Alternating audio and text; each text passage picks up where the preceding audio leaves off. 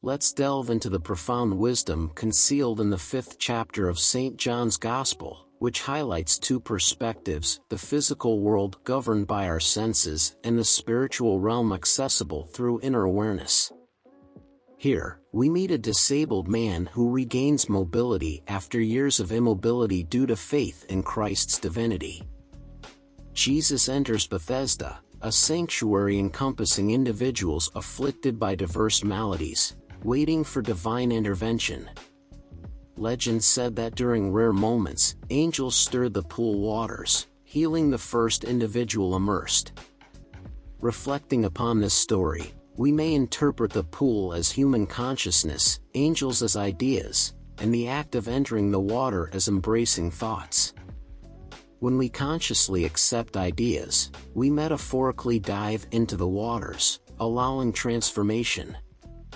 As Neville Goddard stated, "Why delay the harvest when today I can gather?"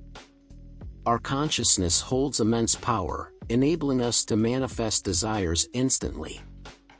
By acknowledging ourselves as powerful beings capable of shaping reality, we transcend limitations imposed by societal norms. Consider the paralyzed man whose faith led him to walk despite his condition. Similarly, embracing ideas propel us towards desired outcomes. When consciously aware of desires, we embody the divine essence within ourselves, becoming I am instead of merely observing life unfold before us. By doing so, we claim ownership of our existence, empowered to transform circumstances effortlessly. The Sabbath symbolizes spiritual rest, signifying freedom from striving toward goals. Instead, we acknowledge fulfillment, recognizing achievements without further action required. Embracing this concept allows us to perceive ourselves as complete beings, possessing innate power to manifest dreams. Thus, Jesus instructed the man to rise and walk, affirming his wholeness despite external limitations. Similarly, acknowledging our inner strength enables us to overcome obstacles, leading to personal growth and transformation. In the Gospel of John, Jesus encounters a Samaritan woman at a well and requests water from her. Surprised, she asks, "How can you, a Jew, ask me, a Samaritan woman, for water, given the lack of association between Jews and Samaritans?" Jesus responds, "If you knew me, you would ask me for water, and I would give you living water." She questions, "Sir, you have nothing to draw water with, and the well is deep. From where then will you get this living water? Are you greater than our father Jacob, who gave us the well, and drank from it himself, as did his sons and his livestock?" Jesus assures her, "Whoever drinks of this water will thirst again, but whoever drinks of the water I shall give him will never thirst."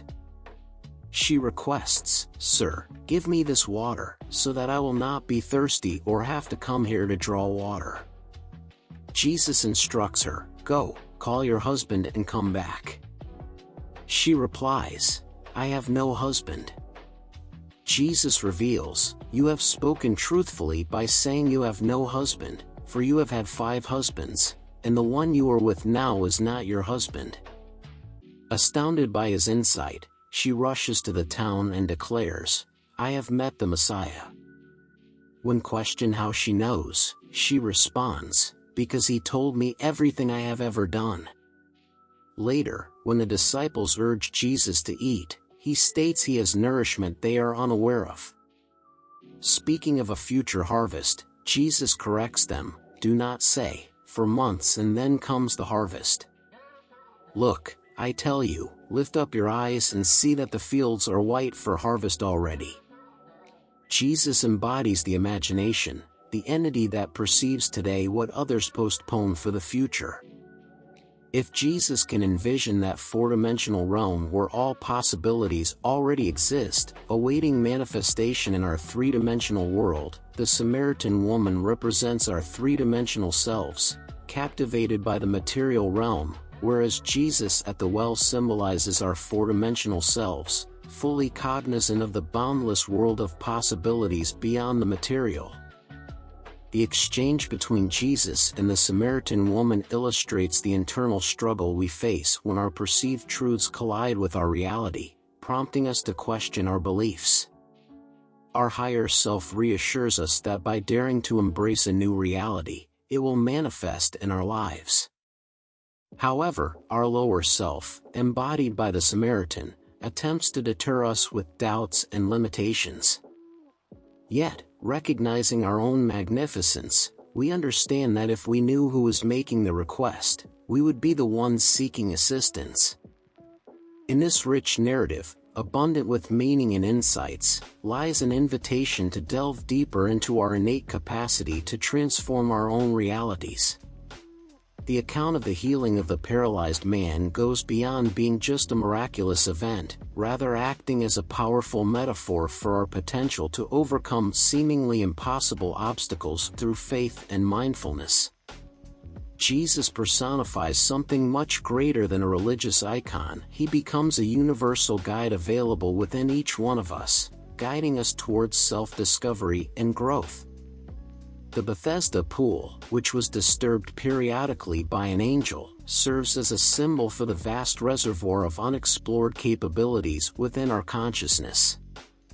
Introducing new ideas or aspirations into our lives can create ripples in the otherwise stagnant waters of our existence, offering us chances to immerse ourselves in rejuvenation.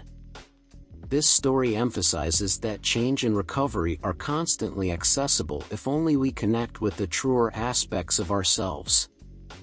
When Jesus tells the paralyzed man to rise, take up your bed and walk, it resonates as a perennial rallying cry urging proactive engagement. It highlights the need to drive change internally rather than waiting passively for external forces to act. Transformation begins within our thoughts and manifests physically. Today, many look outside themselves for answers to internal struggles, forgetting their power to shape their environment. The exchange between Jesus and the Samaritan woman by the well penetrates further into this doctrine. Through his offer of living water, Jesus hints at a wellspring of fulfillment and contentment that surpasses mundane and temporal desires.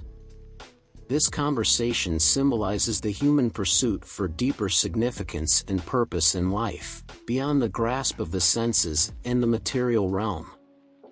The living water represents the quest for spiritual enlightenment and insight that satisfies our profoundest yearning, the quest for a divine connection inherent in each of us.